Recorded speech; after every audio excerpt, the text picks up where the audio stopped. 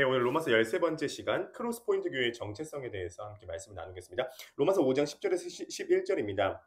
곧 우리가 원수 되었을 때 그의 아들의 죽으심으로 말미암아 하나님과 화목하게 되었은즉 화목하게 된 자로서는 더욱 그의 살아나심으로 말미암아 구원을 받을 것이니라. 그뿐 아니라 이제 우리를 화목하게 하신 우리 주 예수 그리스도로 말미암아 하나님 안에서 또한 즐거워하느니라. 오늘 크로스포인트 교회의 정체성에 대해서 말씀을 나누는 시간입니다. 우리 교회 나갈 방향에 대해서 얘기를 나누고 싶다는 거죠.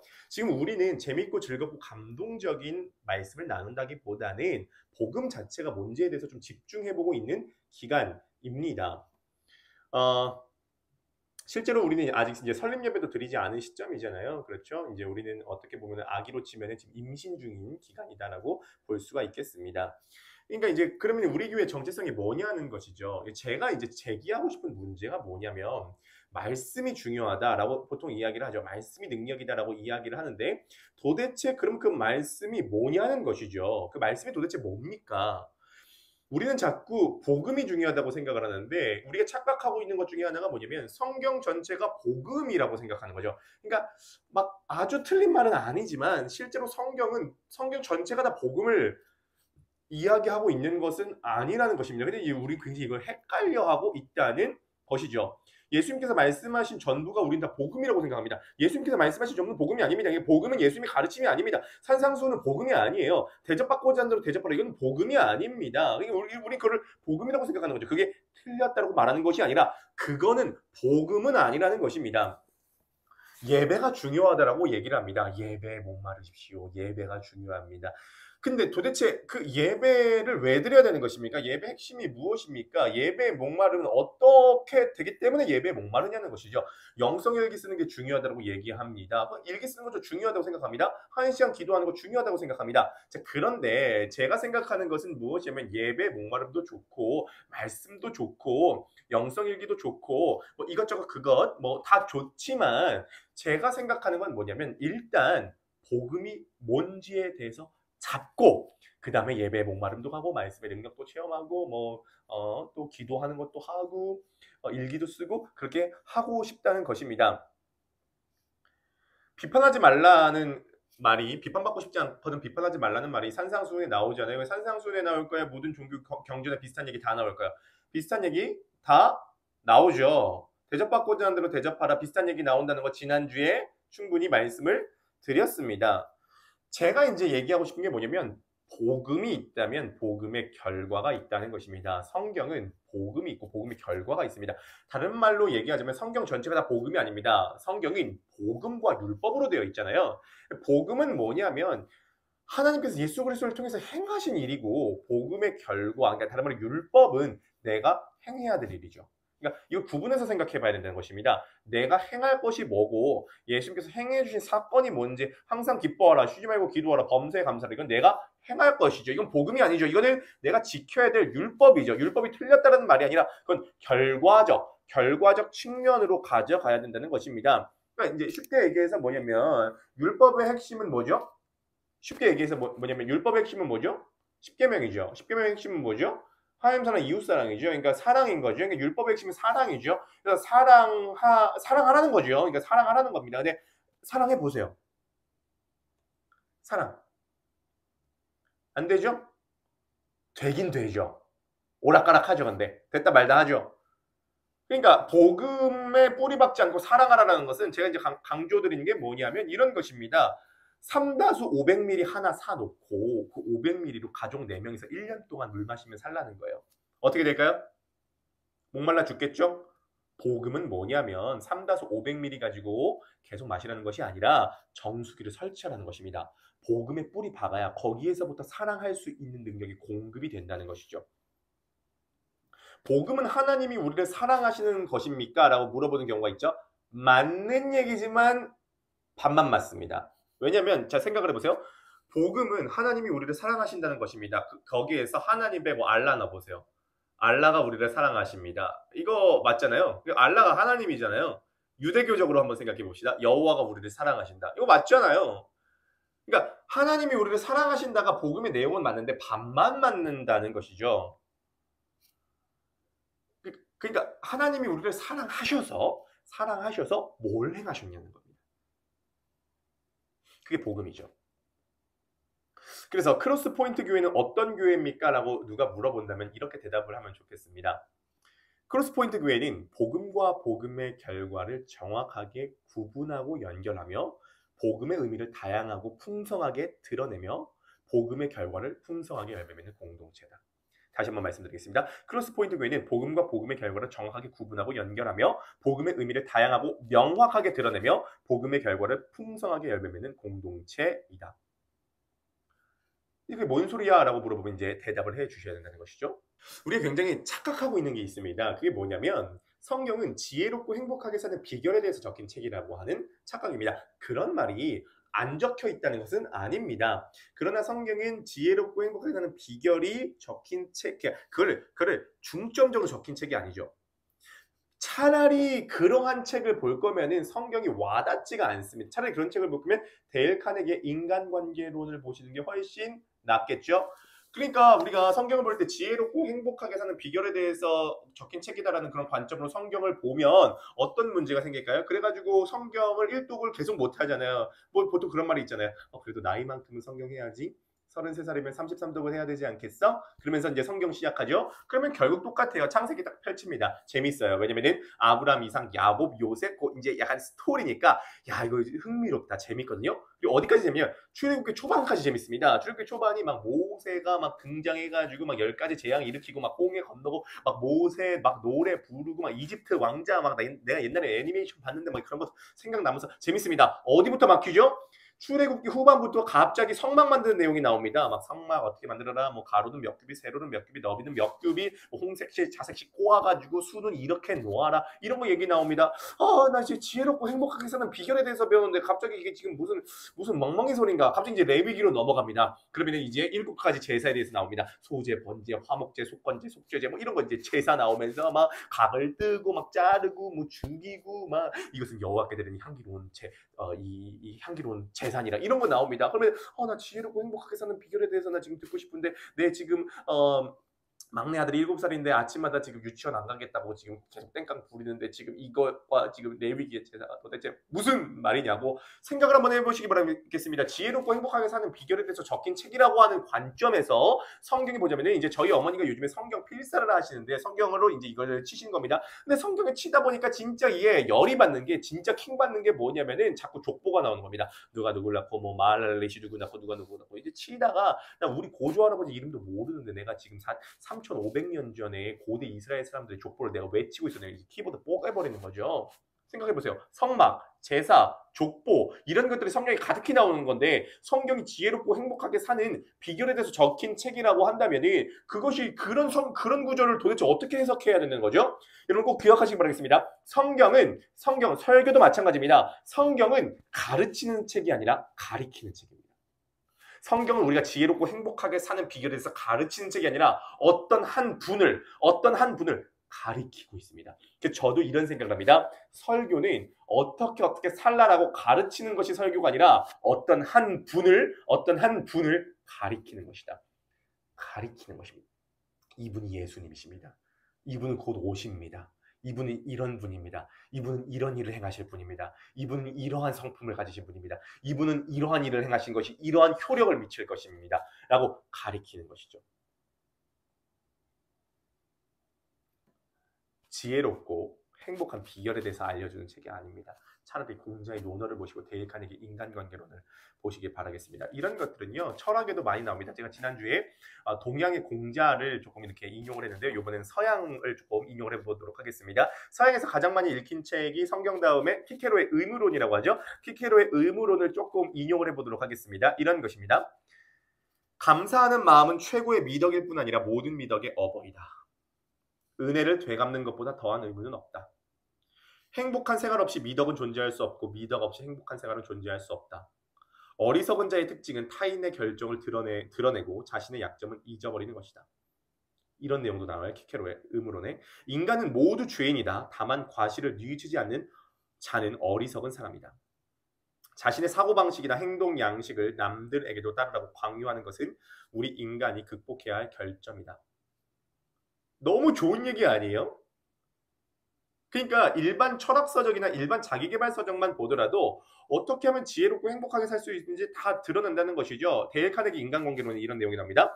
다른 사람을 비판하기 전에 자신의 실수부터 이야기하라. 기가 막히죠? 솔직하게 진심으로 인정하고 칭찬하라. 기가 막힙니다. 잘 듣는 사람이 되어라. 다른 사람의 이야기를 하도록 만들어라. 대인관계, 데일 카네기 인간관계론만 보면 다 된다니까요.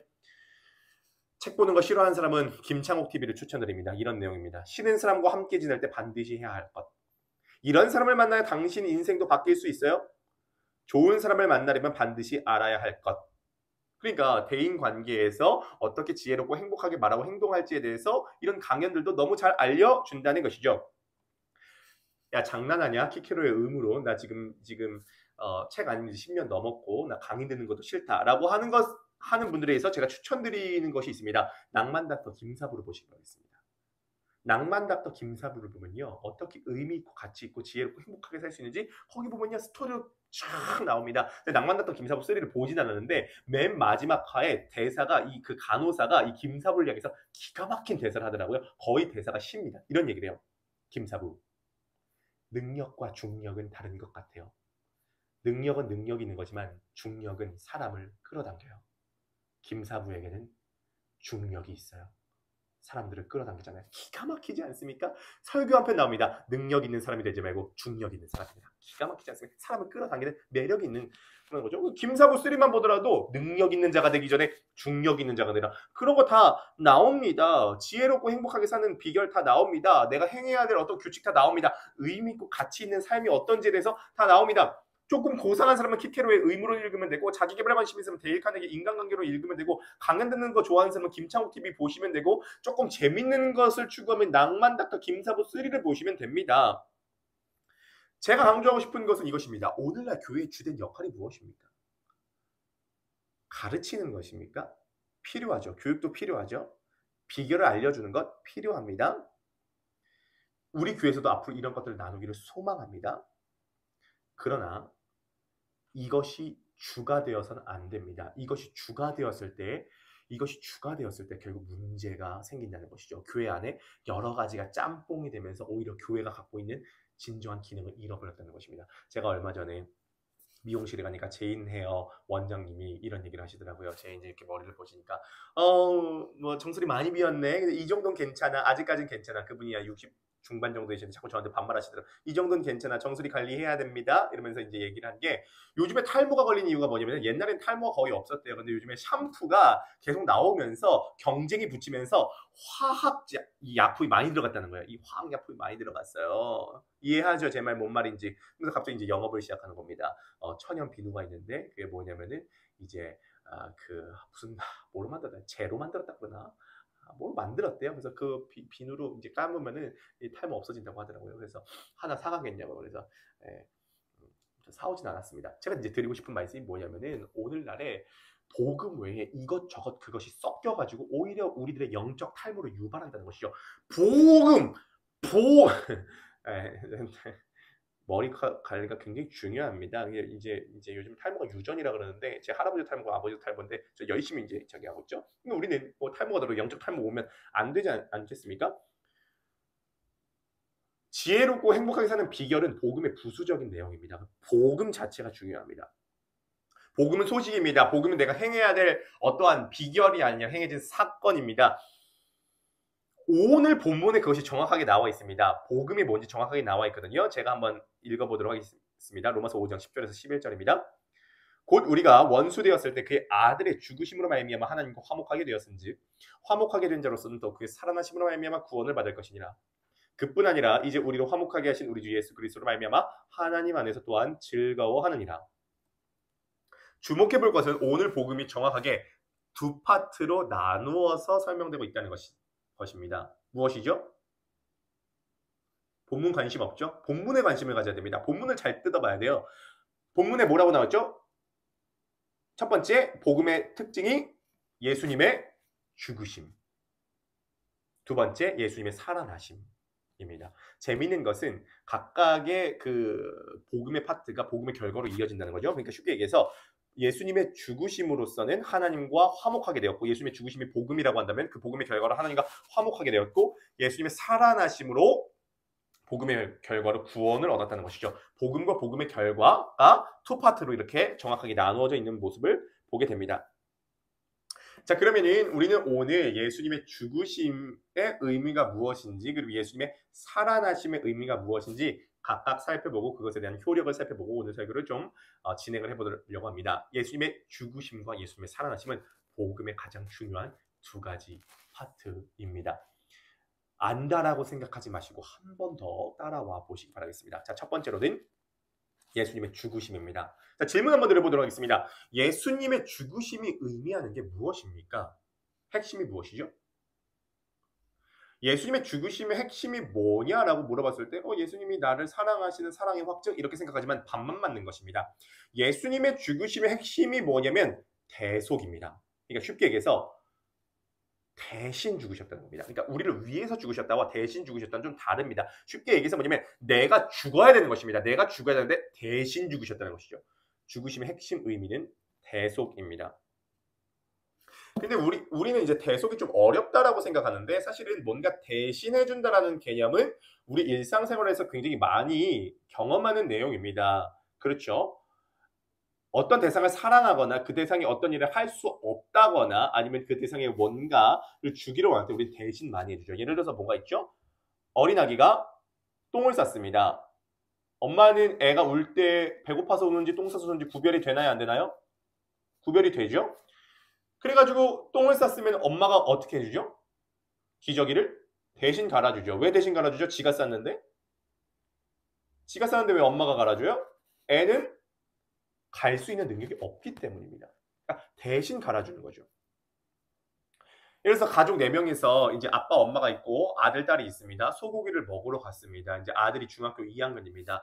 한참 호르몬 냄새 많이 날 때입니다. 얘가요 소고기를 먹기를 시작을 하는데 얘가 상추쌈도 먹지 않고 그냥 소고기 그냥 핏기만 없어지면 그냥 소금 찍어서 먹는 거예요. 끝나고 나서 계산을 이제 해보니까 50만 원이 났습니다. 50만 원이 나왔어요. 자, 그때 아버지가 이렇게 얘기하는 아버지 보신 적 있습니까? 오늘 각자 먹은 분량만큼 내자. 내가 10 내고 엄마 10 내고 그 다음에 둘째 딸이 10 내고 우리 종철이가 제일 많이 먹었으니까 20만 원 내. 각자 먹은 분량만큼 내야지. 이렇게 말하는 아빠 있어요? 없죠? 중학교 2학년 되는 종철이가 아빠 더치페이예요. 소고기는요. 2년치 용돈이에요. 20만 원. 이렇게 낸 사람 있어요? 없죠? 당연히 누가 내죠? 아빠가 내죠. 왜 아빠가 내죠? 처먹은 건 종철이가 처먹었는데 왜 아빠가 내죠? 종철이는 낼 돈이 없으니까요. 종철이는 낼 돈이 없고 종철이 아빠가 내는 거예요. 대신 내는 겁니다. 대신 한다는 것은 굉장히 많습니다. 자, 예를 들어서 구약에 이런 거죠. 에서서에 보면 이런 내용이 나옵니다. 이제 이스라엘 사람들이 총리 하만이라고 하는 사람의 이제 음모에 의하여서 다 이제 전멸하게 됩니다. 근데 모르드게라고 하는 사람이 자신의 조카인 에스더 왕후였거든요. 에스더에게 갑니다. 그래가지고 우리 백성들이 다 죽게 되었으니까 너가 뭔가 좀 손 써봐라. 그러니까 에스더가 이렇게 얘기합니다. 왕이 부르기 전에 나아가면은 저 죽습니다. 삼촌 못 나가요. 모르드게 이렇게 얘기를 하는 거죠. 그래, 너 그렇게 못 나가면 하나님께서 우리 백성을 구원하실지 모르겠지만 너는 하나님께 버림받을 거야. 어떻게든 되겠지만 넌 죽을 것이다. 이렇게 얘기합니다. 그때 성경에서 베스트 명언 3대장이 있다면 가장 유명한 명언 하죠. 에스더가 뭐라고 하죠? 죽으면 죽으리이다. 이렇게 얘기하고 이스라엘 백성들을 대신해서 왕 앞에 나아가죠. 그래서 왕에게 이스라엘 백성들을 구원하는 그 역할을 대신 감당하게 됩니다. 대신하게 되죠. 이 대신이라는 개념은 참 많이 나오게 됩니다. 제가 어떤 이제 청년 집에 이제 신방에 갑니다. 꽤 멀어요. 근데 이제 그 청년 집은 주차비를 내야 됩니다. 그러면은 제가 이제 신방에 갔다 오면은 주차비를 제가 낼까요? 그 청년이 대신 내줄까요? 대신 내주죠. 왜 대신 내주죠? 내가 왔으니까. 밥값 내면은 제가 살까요? 지가 살까요? 지가 사죠. 대신 사죠. 왜? 고마우니까. 제가 이제 중학교 때 이런 일이 있었거든요. 어떤 애가 오토바이를 탔는데 중학교 3학년 때 오토바이를 탔는데 포장마차를 들이박았습니다. 그래서 그 포장마차가 완전히 무너지게 되었고 아주머니가 크게 다치시게 됐습니다. 자, 그때 어떤 일이 벌어지죠? 당연히 그 오토바이 탄 아이의 부모님이 오시겠죠. 부모님이 오셔서 뭐부터 하시죠? 사과하시겠죠. 그리고 그 포장마차 아주머니 병원비를 다 대신 지불해 주시겠죠. 그리고 포장마차 수리비를 다 주시겠죠. 이유가 뭐죠? 그 아이의 부모고 그 아이는 그것을 해결할 수 있는 능력이 없으니까 대신 지불하는 거죠. 예수님의 대속이 마찬가지입니다. 우리가 죽어야 되는데 우리가 그 하나님의 진노를 다 받을 능력과 감당할 수가 없으니까 예수님께서 대신 그것을 해주셨다. 대신 죽으셨다는 것입니다. 대신 처벌을 받으셨다는 것입니다. 대신 죽으셨다는 것입니다. 대속하셨다는 겁니다. 위해서 죽으신 것이 아니라 대신 죽으셨다는 것입니다. 대신 비용을 지불해주고 대신 백성을 위해서 나아가고 대신 사과하고 대신 뭔가 값을 지불해주듯이 우리들이 지불해야 될 빚을 예수님께서 대신 갚아주셨다는 것입니다. 왜냐하면 우리가 죄인이기 때문이죠. 우리가 죄를 지었기 때문이죠. 이렇게 생각하죠. 내가 언제 죄를 지었습니까? 내가 왜 죄인입니까? 우리가 죄인이라고 하는 것은 두 가지로 명확하게 구분할 수 있습니다. 첫 번째로는요. 모든 인간이 죽습니다. 원래 안 죽거든요. 죽는 것은 죄인이기 때문에 죽는 것입니다. 안 죽는 분이 계세요? 안 죽는 분 계십니까? 죽죠? 다 죽죠? 죄의 결과로 죽는 것이죠. 두 번째로 우리가 죄인이라고 하는 것을 극적으로 알 수 있는 것이 있으고 그것이 무엇이면 옷 입잖아요. 다 옷을 입습니다. 원래 인간은 옷을 입지 않았습니다. 그런데 죄가 들어오고 수치심이 들어오고 난 다음부터 옷을 입기 시작했습니다. 덥고 추워서 옷을 입게 된 것이 아니라 수치심 때문에 인간의 근본 밑바탕에 뭔가 수치심이 있다는 겁니다. 그걸 가리고 싶어서 옷을 입게 됐다는 거죠. 우리는 부인할 수 없이 조금 착한 사람, 조금 나쁜 사람이 있을지언정 죽는 것과 옷을 입는 것은 다 똑같은 것입니다. 죄인이라는 것이죠. 예수님께서 이 죄를 대신해서 죽으셨다는 것입니다. 복음의 두 번째 차원은 예수님께서 살아나셨다는 것입니다. 예수님의 죽으심의 핵심 의미는 대속이고 예수님의 살아나심의 의미는 그렇다면 무엇일까요? 무엇이죠? 죽음의 의미는 대속이라고 한다면 부활의 의미는 승리입니다. 그 찬양 중에 어떤 찬양이 있죠?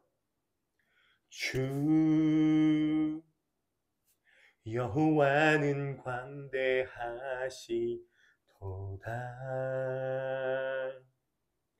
그 거룩한 하나님 성에서 찬양할지어다.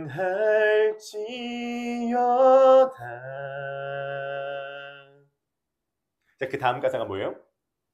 주 승리 우리에게 주셨도다 모든 원수 물리치셨네 엎드려 절하세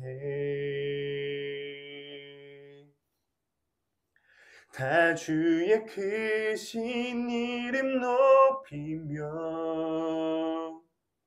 우리에게 행하신 위대한 일 감사하세 오 주의 신실하신 그 사랑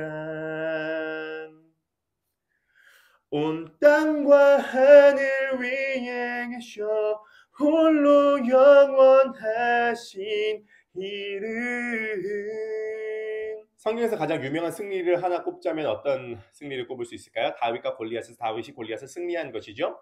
소년 다윗이 골리앗에게 나아가서 골리앗의 목을 이제 물맷돌을 던져서 이제 물맷돌이 박혔고 목을 쳤습니다. 자, 그런데 이제 중요한 게 있습니다. 그 목을 전시를 해놔야 되잖아요. 어디에다 전시를 해놔야 되냐면 이제 보통 두 군데입니다. 수도에 전시하든지 아니면 전장 그 현장에 전시하든지 왜냐면 이제 그거를 보고 이제 그것이 이제 홍보 효과가 되는 거잖아요. 블레셋 군사들에게. 그런데 이제 다윗이 골리앗의 머리를 들고 어디로 가냐면 되게 독특한 곳으로 갑니다. 사무엘상 17장 54절입니다. 다윗은 그 블레셋 사람의 머리를 예루살렘으로 가져가고 갑주는 자기 장막에 두니라. 다윗이 골리앗의 머리를 어디로 가져갔습니까? 예루살렘으로 가져갔죠.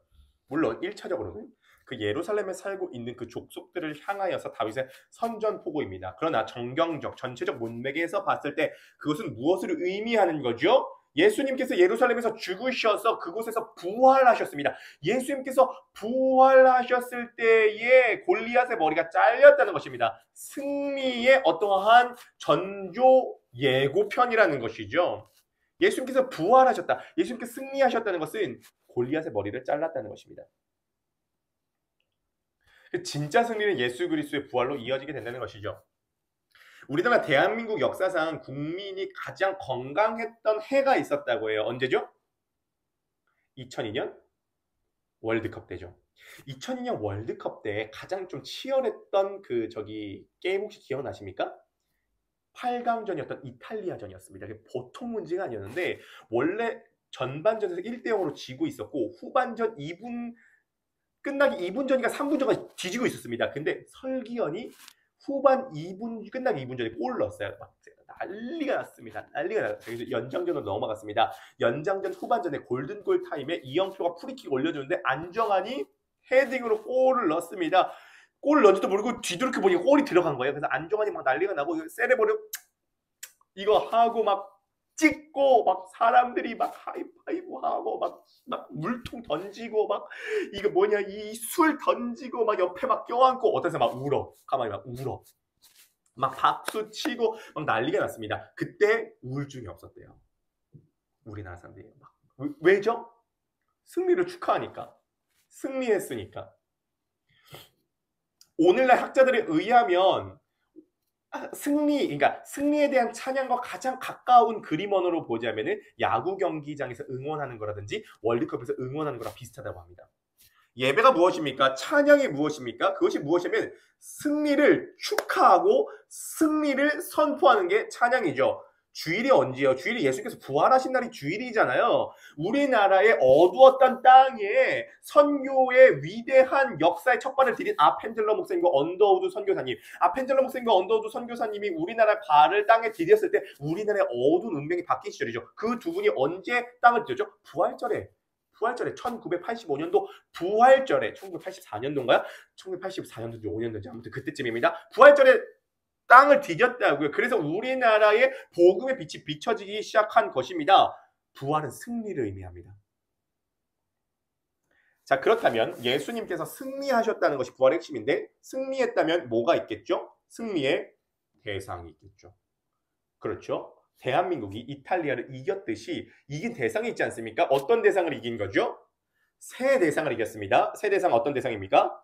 죽음, 죄, 사탄입니다. 죽음, 죄, 사탄입니다.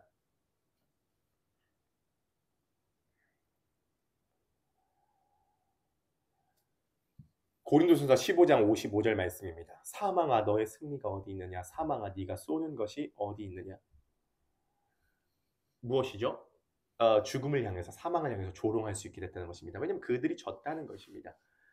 우리나라가 거의 지고 있을 때의 6.25 전쟁 때 말이에요. 이제 마지막 이제 거의 끝나기 직전에 메가더 장군이 인천 상륙 작전을 통해서 이제 상륙을 했고 허리를 치게 되면서 전세가 역전되었죠. 무엇을 의미합니까? 예수 그리스도의 부활은 하나님 나라의 인천 상륙 작전과 똑같았다는 것입니다. 사단 마귀 어둠의 것들을 몰아냈다는 것이죠.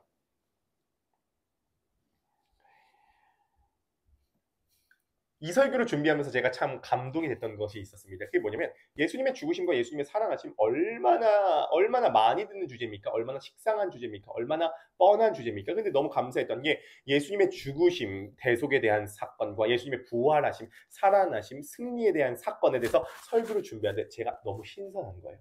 그래서 제가 하나님께 기도했습니다. 하나님, 어차피 복음의 핵심이 예수님의 죽으심과 예수님의 살아나심이라면 내가 행해야 될 어떤 사건이 아니라 예수님께서 행하신 이 위대한 사건이라고 한다면 앞으로 설교 10번 한다면 7번에서 8번은 이 예수님의 죽으심과 예수님의 살아나심에 대해서 설교를 하고 싶습니다. 그러므로 주님, 이 설교 7번, 8번, 10번 중에 7번, 8번 할 때, 준비할 때마다, 설교할 때마다 한순간도 지루하지 않고 한순간도 식상하지 않고 날마다 신선하게 준비하고 신선하게 설교할 수 있도록 도와주시옵소서. 그리고 설교를 듣는 우리 크로스포인트 교회 성도님들 모두도 예수님의 죽으심과 살아나심을 반복적으로 듣는다고 할지라도 한순간도 식상하거나 지루하지 않고 날마다 신선하게 이 사건이 새로워질 수 있도록 도와주시옵소서. 복음은 초신자 때 듣는 거라고 하는 착각이 있습니다. 그리고 복음은 기초라고 하는 착각이 있습니다. 그러나 이건 큰 착각입니다. 복음은 초신자 때부터 천국 가기 직전에 우리가 신앙생활하는 여정 내내 들어야 될 핵심 사건이고 복음은 기초가 아니라 핵심입니다. 예수님의 죽으심과 부활하심부터 파생돼서 나아가야 합니다. 그때 우리는 오늘 본문에 나오는 것처럼 즐거움으로 나아갈 수 있는 거죠.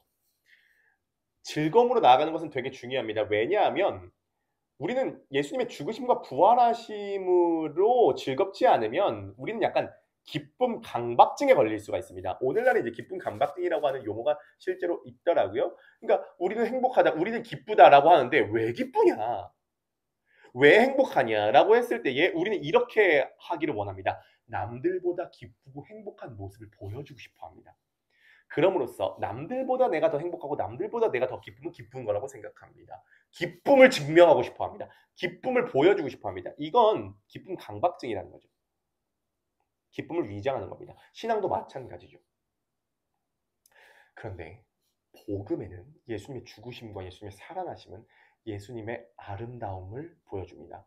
그 아름다움을 보여주면 그 아름다움에 홀립니다. 그 아름다움에 홀리면 그 아름다움을 추구하게 됩니다. 그 아름다움을 추구하면 그 아름다움을 따라가게 됩니다. 그러면 신앙생활을 좋아하고 즐거워할 뿐만 아니라 저는 조금 오버해서 얘기하면 신앙생활을 참아야 하는 단계까지도 와야 할지 모르겠습니다. 예를 들어 이런 거죠. 저는 카페인에 좀 약합니다. 근데 커피를 너무 좋아합니다.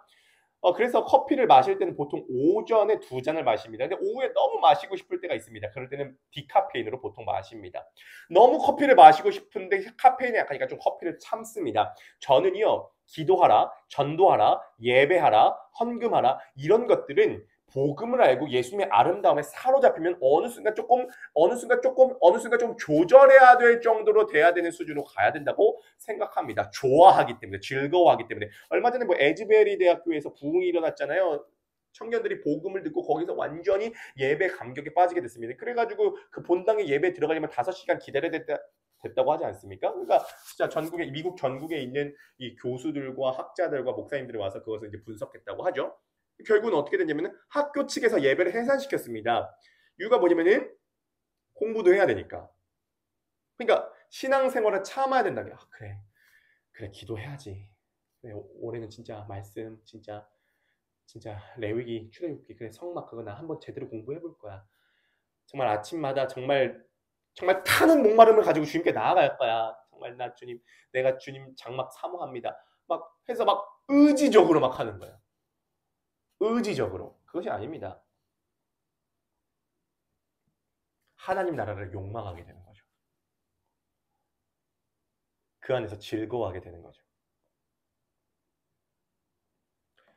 여러분, 의지로 신앙생활하는 것이 아니라 아름다움에 취해서 신앙생활하는 것입니다. 그 아름다움은 예수님의 죽으심과 살아나심에 대한 그 사랑 속에 나타나게 됩니다. 우리 모든 크로스포인트 교회 성도님들, 우리가 해야 할 것에 대해서 생각하기 이전에 그것도 또 하나의 우리가 짐이 될 수가 있습니다.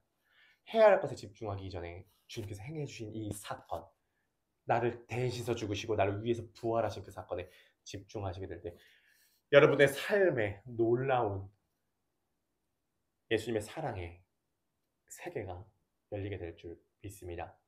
사랑해 주신 감사드립니다. 그 예수님의 죽으심과 부활하신 이 사건이, 이 복음이 나의 삶에 새로운 신앙의 지평이 열려지게 될 수 있도록 주님 도와주시옵소서. 감사드리며 이 모든 말씀 예수님의 이름으로 기도드립니다. 아멘.